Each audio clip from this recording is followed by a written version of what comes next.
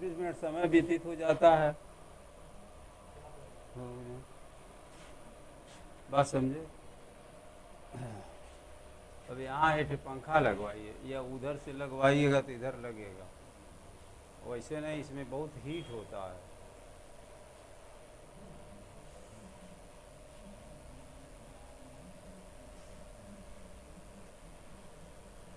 Black चलेगा हो तो जैसे देखिए आप लिखा गया सेनापति, क्या लिखा गया? सेनापति। अब इसमें सेना क्या हो गया? पूर्व पद। क्या हुआ? सेना क्या हुआ? पूर्व पद। सेना क्या हुआ? पूर्व पद।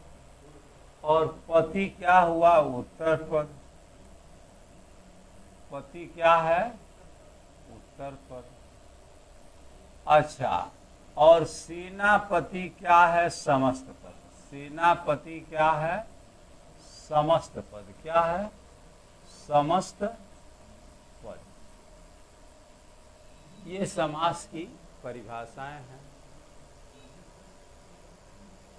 सेनापति क्या है? समस्त पद। बात समझ में बात आ रही है? अब आपको ये समास की परिभाषा हुई। अगर पूछता है कि समास में किसका लोप होता है, किसका मेल होता है, तो पदों का मेल होता है या शब्दों का मेल। मेन बातें क्या निकल करके आई कि समास में शब्दों का मेल होता है। क्या होता है? शब्दों का मेल होता, शब्दों का मेल होता। ये चीजें आपने जान लिया। जैसे आपको और उदाहरण लेते हैं, देवाल है। अब आप देखिए, देव पूर्व पद है और आलय क्या है? उत्तर पद है कि नहीं? तो जब भी समास होंगे उसमें दो पद होंगे, एक पूर्व पद होगा और एक उत्तर पद होगा, और पूरे पद को हम क्या कहेंगे? समस्त पद। दोनों पद का अपना अपना मीनिंग अर्थ होगा। हाँ बिल्कुल निश्चित है। अगर दोनों होगा या फिर जरूरी नहीं है कि दोनों का स्वतंत्र अर्थ होगा? नहीं, दोनों के अलग अलग अर्थ होंगे। हाँ, अर्थ होगा, बिना अर्थ के कैसे मेल होगा? हाँ, तो देव माने देवता, आलय माने घर। किसी भी पद को जब शब्द होगा, अगर वह शब्द है तो उसका अर्थ है। जो सुन पड़े वह शब्द है, जो समझ पड़े वह अर्थ है। अर्थ है। आप बताइए, हमने कहा पेन, कान में आवाज गई, बड़ी में ऊंची बात आपको कहा, सुनिए जरा, इतना आसान नहीं होगा कि हमने कहा पेन, तो पेन आपके कानों में गई कि नहीं गई? माने ये शब्द का जो ध्वनि थी वह आपके कानों में गई कि नहीं गई? अब पेन का मतलब आप जब समझ पाएंगे कि पेन क्या है, पेन लिखने के लिए काम आती है, समझे कि नहीं समझे? तभी जानेंगे कि ये इसका अर्थ है। अब समझ गए? अब जान गए? आगे चलें।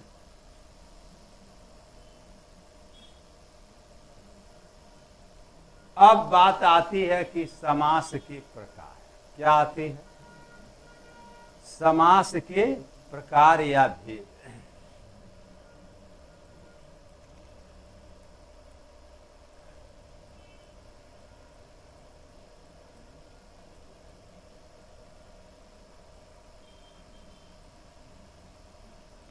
देखिए, संस्कृत में समास, अगर समास मुख्यतः पूछा जाता है, आइए बैठ जाइए, आगे बैठ जाओ, यहाँ बैठ जाओ।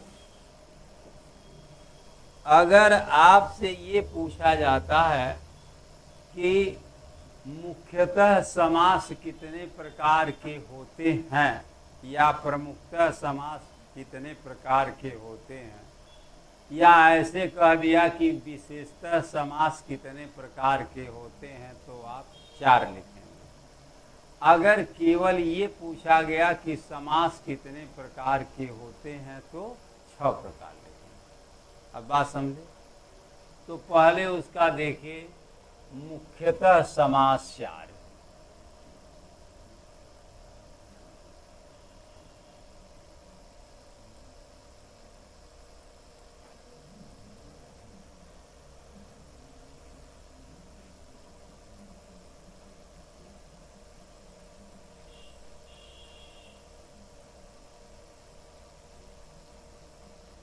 और केवल जब ये पूछा जाएगा श्रीमान जी कि समास के प्रकार,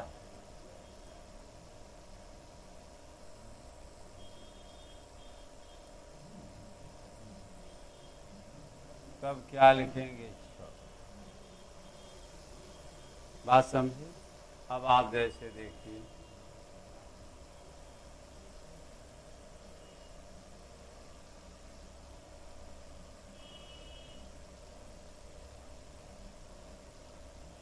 ये दिया गया है,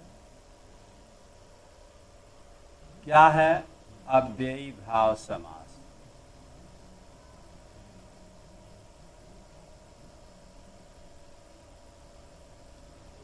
क्या है?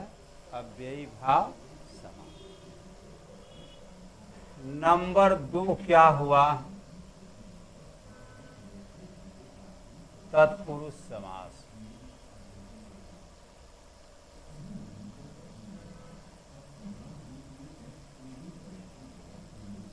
अब तत्पुरुष समास के 2 भेद हो गए, कर्मधारय और दिगु।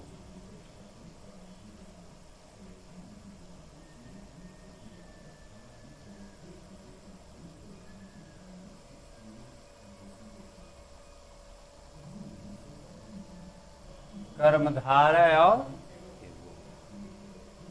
तीसरा आपका समास हुआ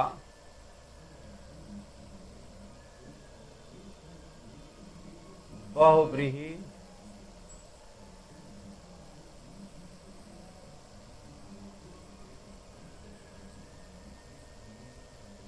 और चौथा हुआ द्वंद्व।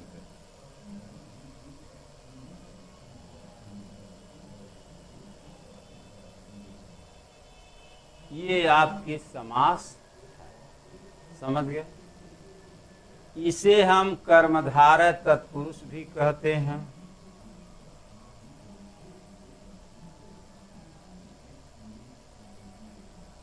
और इसे द्विगु तत्पुरुष कहा जाता है।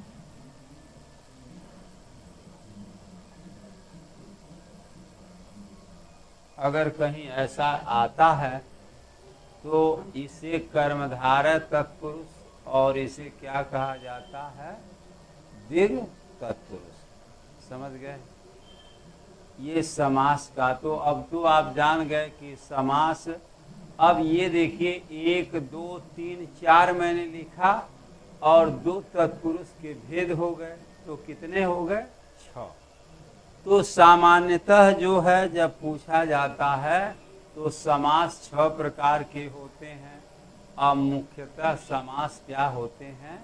4 ही प्रकार के होते हैं, क्योंकि तत्पुरुष के भेद हो जाते हैं द्विगु समास और कर्मधारय समास। लेकिन हम हिंदी में क्या पढ़ते हैं? कर्मधारय समास, द्विगु समास। बात समझे कि नहीं समझे? लेकिन जो प्रक्रिया है ये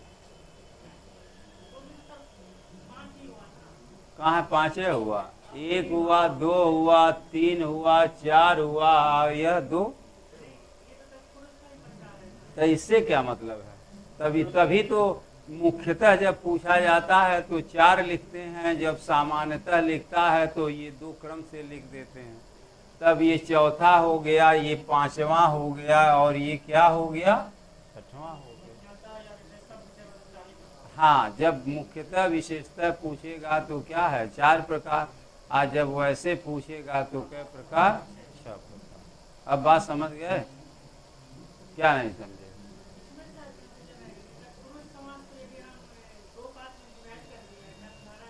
हाँ तो ये डिवाइड नहीं किया गया, देखिए सामने लिखा। हाँ किससे? हाँ तो मुख्यतः 4 ही होते हैं, तो इसका 2 डिवीजन बन गया तो क्या हो गया, 6 हो गया। बात समझे?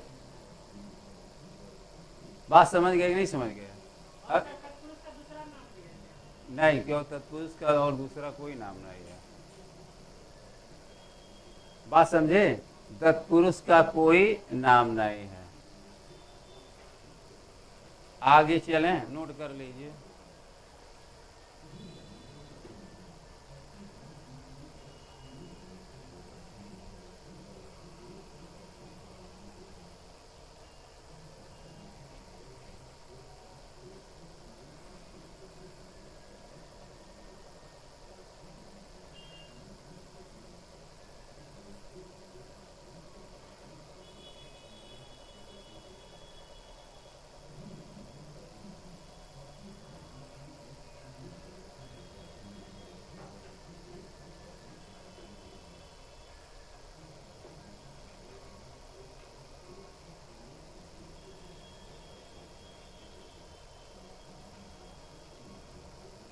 अब आप देखिए, ये दिक्कत हो रही है तो और एक्सप्लेन कर दे रहे हैं, देखिए।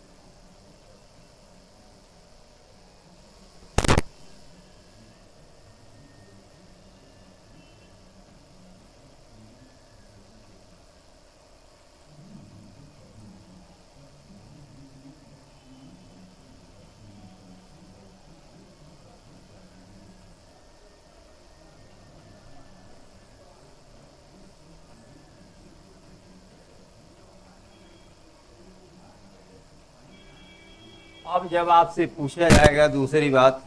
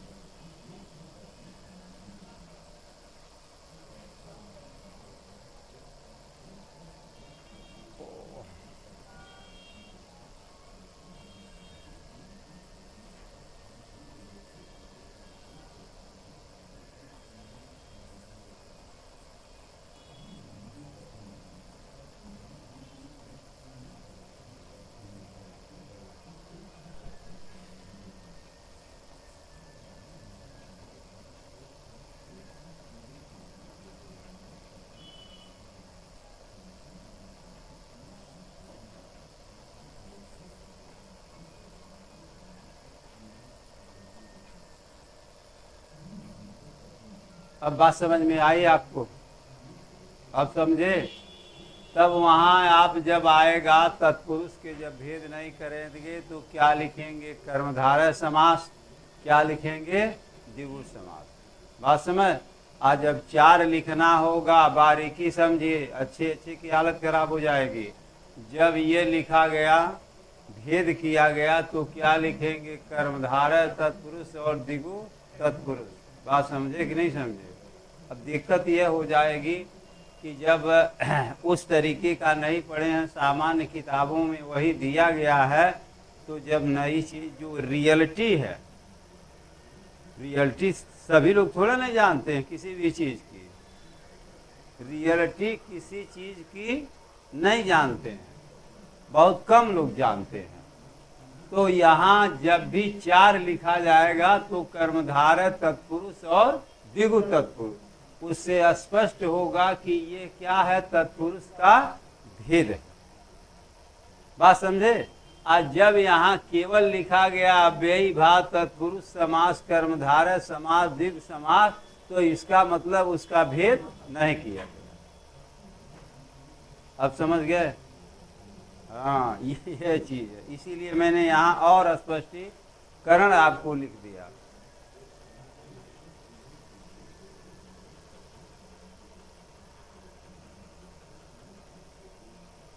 वैसे तो लोग बस सीधे आकर के पढ़ा देते हैं कि तत्पुरुष समास कर्मधारय समास, ये पढ़ा देते हैं। भाई आपको रियलिटी जब आप जो यहाँ से चलते हैं उसका सोर्सेस क्या है, सही चीज क्या है, उसको पढ़ाना सबसे जरूरी होता है। जब अच्छे, अब लूसेंट किताब थोड़ा नहीं काम करेगी, मतलब यह है कि लूसेंट फूसेंट किताबें किताब नहीं है, वो पब्लिकेशन है। जो आप किताब खरीदते हैं वो सब क्या है? पब्लिकेशन है, उसकी कोई वैल्यूएशन नहीं है, उसकी कोई वैल्यूएशन नहीं होती है, वह केवल आपको पढ़ने के लिए, जानने के लिए है, उसकी दूसरी बात होती है। अब बात समझ में बात आ गई? आगे हम तो कभी ये पब्लिकेशन पढ़ते ही नहीं, आज तक नहीं पढ़े पब्लिकेशन। वैसे उसका कोई महत्व नहीं है, उसमें आयोग में अभी आपको आपत्ति दर्ज करनी है, क्या सीटेट में ही आपत्ति दर्ज करनी है, तो आप पब्लिकेशन की किताब का आप प्रिंट छाप करके देंगे तो उसका कोई मान्यता है? तब आप जान लीजिए उसका कितना महत्व है, क्या घटना चक्र हो चाहे कोई।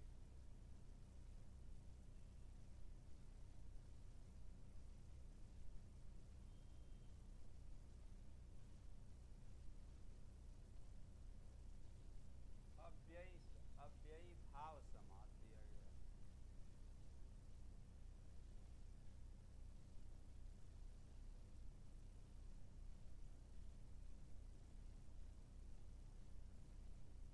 अब आपको ये दिया गया है अव्ययी लिखा गया है, शब्द के ऊपर जाएगा। अव्ययी, अ उपसर्ग है, अ क्या है? उपसर्ग है, व्यय शब्द है, ई प्रत्यय लगा। अगर अव्ययी शब्द का विश्लेषण करें तो अ क्या है? उपसर्ग है, व्यय क्या है? मूल शब्द है, ठीक। और अव्ययी में क्या लगा है? ई क्या है? प्रत्यय। ई क्या है? प्रत्यय। अगर इसमें भी आप लिखेंगे अधन वी धन अय धन ई से मिलकर क्या बना है? अव्ययी। पूरा शब्द का विश्लेषण देखें, समझे? अ उपसर्ग है, बी उपसर्ग है, अय मूल शब्द है, ई क्या है? प्रत्यय है, तब बना है अव्ययी। जान गए? अब अव्यय का मतलब क्या होता? अव्यय, जिसका कुछ भी व्यय न होता हो। शाब्दिक अर्थ क्या होता है अव्यय का? अर्थ शाब्दिक अर्थ होता है, सुनो, शब्द के दो अर्थ होते हैं। शाब्दिक अर्थ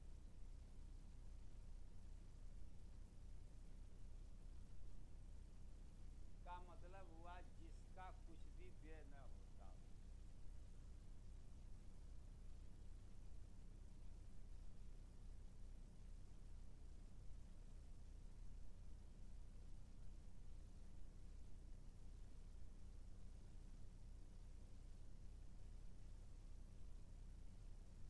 उसे हम क्या कहेंगे? अव्यय। उसे हम क्या कहेंगे?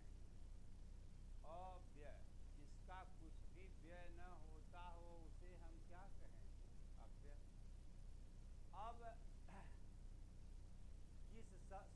अब सुनिए, समास के संदर्भ में उसका अर्थ क्या होगा।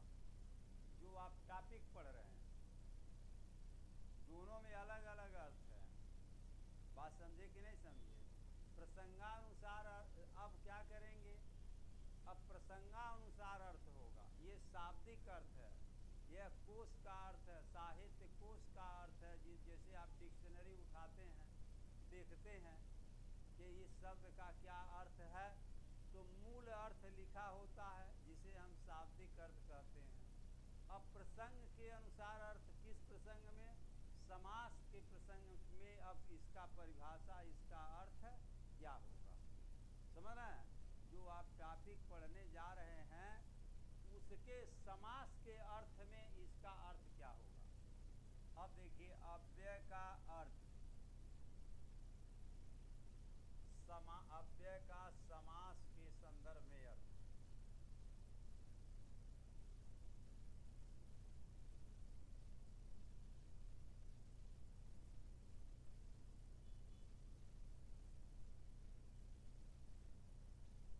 अव्यय का समास के संदर्भ में क्या अर्थ लिया गया है। बात समझे। वास्तविक अर्थ तो इसका यही है, जो कुछ भी व्यय न होता हो। लेकिन अब जो टॉपिक पढ़ रहे हैं उस टॉपिक में, जो आप टॉपिक पढ़ रहे हैं उस टॉपिक में समास का क्या अर्थ है। समझ गए। लिखिए,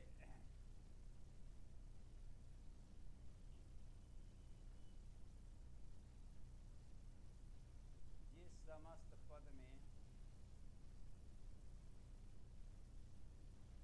पूर्व पद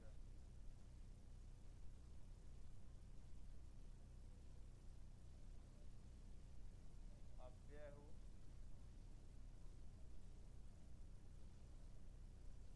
या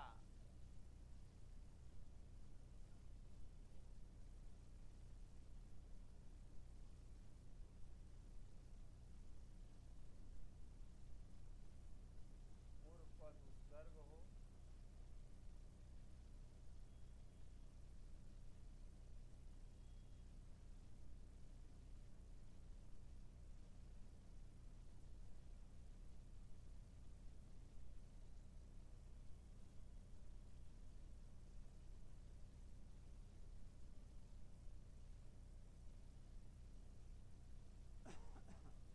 उस समस्त पद में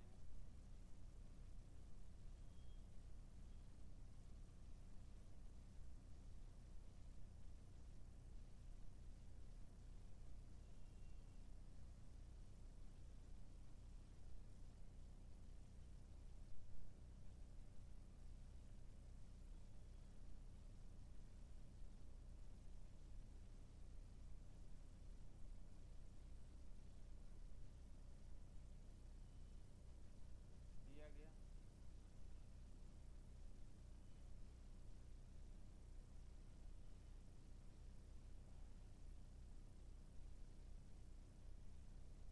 हम जान लीजिए कि हम पीडीएफ नहीं देते हैं किसी को। ठीक, हमारा कोई भी चैप्टर होगा इस बोर्ड पर हम लिख देते हैं।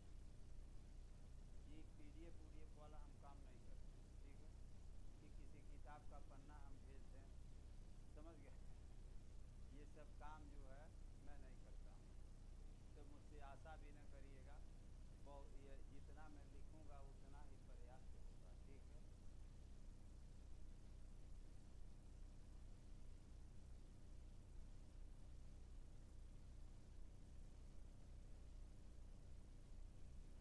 अब आप जब स्वयं समझते हुए लिखते जाएंगे, समझते हुए पढ़ेंगे, तो वह चीज़ें समझ में आएंगी।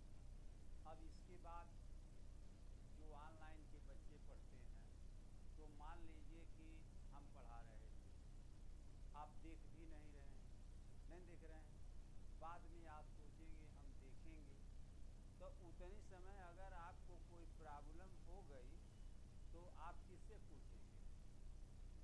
कोई है उसके पास जवाब। तो जो हमने कहा वही आप मान लिए। अब जैसे आपने कहा तो हमने उसका स्पष्टीकरण कर दिए। भाई आप मान लीजिए हिंदी के अध्यापक तो हैं नहीं, पढ़ने आए हैं, तो कहने का मतलब यह है कि अगर कोई चीज़ आपको समझ में नहीं आई तो आपने पूछा कि सर ये कैसे, तो हमने उसके विकल्प को और विस्तार कर दिया नहीं कर दिया। तो ऑनलाइन ऑफलाइन में जमीन और आसमान का अंतर होता है। अब यह है वह उसके लिए है कि जिसकी मजबूरी है, जैसे लेडीजें हैं, बच्चे हैं, परिवार है, नहीं आ सकती हैं, बात समझो, जिम्मेदारियां होती हैं ना, तो उसके लिए एक विकल्प बनाया गया है कि मतलब अगर आप इससे आप काम चला सकती हैं तो भाई चला लीजिए, तो सबकी व्यवस्था होनी चाहिए।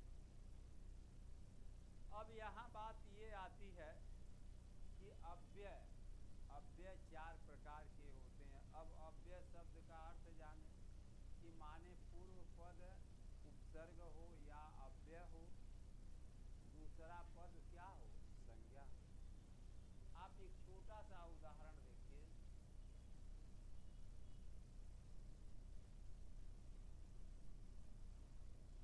प्रतिदिन में उपसर्ग क्या है, प्रति है, और दिन क्या है, संज्ञा है। दिन क्या है, संज्ञा। तो अगर कोई भी शब्द लगा हो उसमें उपसर्ग हो और दूसरा पद क्या हो, संज्ञा हो, तो हम जान लेंगे यह कौन सा समास है, अव्ययी भाव समास। दूसरी बात, अगर किसी शब्द की, और नोट करिए,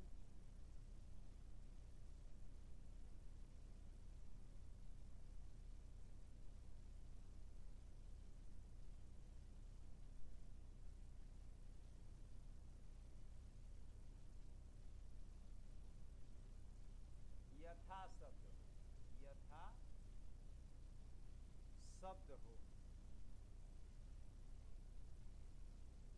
अगर किसी शब्द के पहले क्या लिखा हो, यथा शब्द हो, तो तब भी उसमें कौन सा समास होगा, अव्ययी भाव समास होगा। जैसे यथाक्रम लिखा गया, क्या लिखा गया, यथाक्रम। पूछा गया कि यथाक्रम में कौन समास, तो आपको आंख मूंद करके लिख देना है कि अव्ययी भाव समास। बात समझे कि नहीं समझे? आपको कुछ नहीं करना है, उपसर्ग लगा हो, यथा शब्द लगा हो, तो आप जान जाइए कौन समास है, अव्ययी भाव समास। बात समझे कि नहीं समझे? अब दिक्कतें यह हो जाती हैं, आ रहा ना समझ में है? कोई जल्दीबाजी नहीं है, ठीक है। व्याकरण में कितने चैप्टर ही है, वो तो खत्म हो जाएंगे। मतलब आपको ये रहे कि समास एक निश्चित आएगा, तो समास से हमारी कोई एक एक नंबर को जब कलेक्ट करेंगे तभी ना हो पाएगा। आगे चलें, नोट कर लीजिए, नोट करिए। लिखने में, लिखना तो आप लोग छोड़ दिए। लिखना एक क्या है, शारीरिक क्रिया है। आप देखिए हम कैसे लिख रहे हैं, हमको 4 घंटा लिखना रहता तभी हम लिखते चले जाते हैं। लिखने से अशुद्धियाँ दूर होती हैं। लिखने से हाथ, अभी मान लीजिए किसी परीक्षा में बैठा दिया या 3 घंटा लिखित कोई परीक्षा होगी, तो अंगूठी में जो अंगुली चल नहीं पाएगी, बैठ जाएगी, आप लोग नहीं लिख पाएंगे। जो बीपीएससी के बच्चे तैयारी करते हैं मेंस की, तो वो क्या करते हैं, रोज़ रूटीन बनाते हैं। कोई भी चीज़ है, इस हाथ में ताकत बहुत है, लेकिन दिक्कत यह है कि जब यह कंटिन्यूटी में रहेगा तभी ताकत आएगी, नहीं तो ऐसे नहीं आएगी। अब यह समझ गए। अब इसमें दिया गया अव्यय की हमें ज़रूरत पड़ेगी, क्या पड़ेगी, अव्यय की ज़रूरत पड़ेगी। अब ये बात यह है ना कि पहला attraction is the first attraction is the last attraction. माने अगर पहली बार में आप समझ गए